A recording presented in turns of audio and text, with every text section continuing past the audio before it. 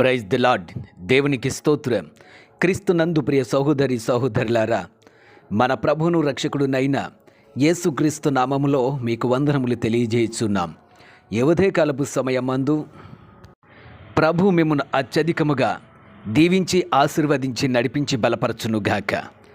ఈ దినము యొక్క వాగ్దానము, ఆయన మాట వలన దయ్యములను వెళ్ళగొట్టి రోగుల నెలను స్వస్థపరిచెను. మత్తయి సువార్త 8వ అధ్యాయము 17వ వచనం. క్రీస్తునందు ప్రియ సహోదరి సహోదరులారా, యేసు క్రీస్తు ఎవరు అను ప్రశ్నకు సమాధానముగా, ఒకటి ఆయన సృష్టికర్త, రెండవది ఆయన రక్షకుడు, మూడవదిగా ఆయన స్వస్థపరచువాడు అని మనము ధ్యానించుచున్నాము. క్రీస్తునందు ప్రియ సహోదరి సహోదరులారా, రక్షకుడైన క్రీస్తు తానే రోగుల పరమవైద్యునిగా ఉన్నాడు. ఆయన మాట సెలవీయగా అపవిత్రాత్మ పట్టిన వారు విడుదల నొందిరి, రోగులు స్వస్థత నొందిరి. తన ప్రజలను ఐగుప్తు నుండి విడిపించు నిమిత్తము రోగములను రానిచ్చాను. నేను ఐగుప్తీలకు కలుగజేసిన రోగములలో ఏదియూ మీకు రానియ్యను, నిన్ను స్వస్థపరచు యెహోవా నేనే అనిను. నిర్గమకాండము 15వ అధ్యాయము 26వ వచనం. అంతేకాదు, ఆయన నీ ఆహారమును నీ పానమును దీవించును, నేను నీ మధ్య నుండి రోగమును తొలగించేదను. నిర్గమకాండం 23వ అధ్యాయం 25వ వచనం అని ఆయన వాగ్దానం చేస్తున్నాడు. అంతేకాకుండా మన దేవుడు మనలను ఆశీర్వదించుచున్నాడు. నేడు తన వాక్కును పంపి స్వస్థపరచుచున్నాడని బైబిల్ చెప్పుచున్నది. కీర్తనల గ్రంథము 107వ అధ్యాయము 20వ వచనము. క్రీస్తునందు ప్రియ సహోదరి సహోదరులారా, ఆయన స్వస్థపరచు పరమ వైద్యుడు. అంతేకాకుండా క్రీస్తు శిలువ మరణమునకు సంబంధించిన ప్రవచనమును చదివేదము. వాక్యం ఈ విధంగా చలవిస్తున్నది: మన అతిక్రమ క్రియలను బట్టి అతడు గాయపరచబడెను, మన దోషములను బట్టి నలగొట్టబడెను, మన సమాధానార్థమైన శిక్ష అతని మీద పడెను, అతడు పొందిన దెబ్బల వల్ల మనకు స్వస్థత కలుగుచున్నది.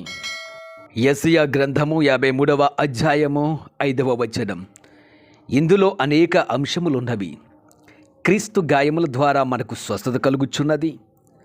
ప్రభు జీవించిన దినముల యందు నూనె రాసి రోగులను స్వస్థపరిచినని మార్కు సువార్త 6వ అధ్యాయం 13వ వచనం తెలియజేస్తుంది. రోగులు సంఘ పెద్దలను పిలువగా వారు వచ్చి నూనె రాసి ప్రార్థించవలెనను నియమము సంఘములో ఉండెను. దేవుని బిడ్డ, అభిషేక తైలము అనగా ప్రార్థన నూనె అద్భుతములు చేయుచున్నది. క్రీస్తునందు ప్రియ సహోదరి సహోదరులారా, యేసు క్రీస్తు స్వస్థపరచువాడు. ప్రతి వ్యాధిని, ప్రతి బలహీనతను, ప్రతి మనిషిలో ఉన్నటువంటి రోగమును స్వస్థపరచడానికి ఆయన ఈ లోకంలోనికి వచ్చాడు. ఆయన పొందిన దెబ్బల వలన మనకు స్వస్థత. ఆయన మన నిమిత్తము 1-40 కొరడా దెబ్బలు తిన్నాడని దేవుని యొక్క వాక్యం మనకు తెలియజేస్తుంది. అనగా మన శరీరంలో ఉన్న ప్రతి బలహీనతకు ఒక్కొక్క కొరడా దెబ్బను అనగా ఆయన తినియున్నాడని బైబిల్ వాక్యములు మనకు తెలియజేస్తున్నాయి. క్రీస్తునందు ప్రియ సహోదరి సహోదరులారా, మన శాపం అనేటువంటి ఆ బలహీనతను ఆ కల్వరి శిలువలో దాన్ని విరిచి అల్పులమైన మనకు ఆయన స్వస్థత కలగజేస్తున్నాడు. స్వస్థపరచువాడిగా ఉన్నాడు. నేడే ఆయన వద్దకు రండి, ఆయన స్వస్థపరచువాడు. విశ్వసించండి, ఆయన నిజ రక్షకుడు. యేసు క్రీస్తుగా ఈ లోకంలోనికి అవతరించాడు. కాబట్టి ప్రార్థన చేయండి, విశ్వసించండి. దేవుడు మీ జీవితంలో అద్భుతం చేస్తాడు, మరింత స్వస్థతను కలగజేస్తాడు. అట్టి ధన్యత దేవుడు మీకు అనుగ్రహించునుగాక. ఆమెన్. ప్రార్థన చేద్దాం. ప్రియ పరమ తండ్రి, జీవాధిపతి, రక్షకుడా, విమోచకుడా, స్వస్థపరచువాడా, విడుదల కలిగించువాడా, మీకే స్తోత్రం. అనేక రోగులను స్వస్థపరిచావు, విడుదలనిచ్చావు. ఇదిగో నీ ప్రియ బిడ్డల నిమిత్తం ప్రార్థిస్తున్నాం.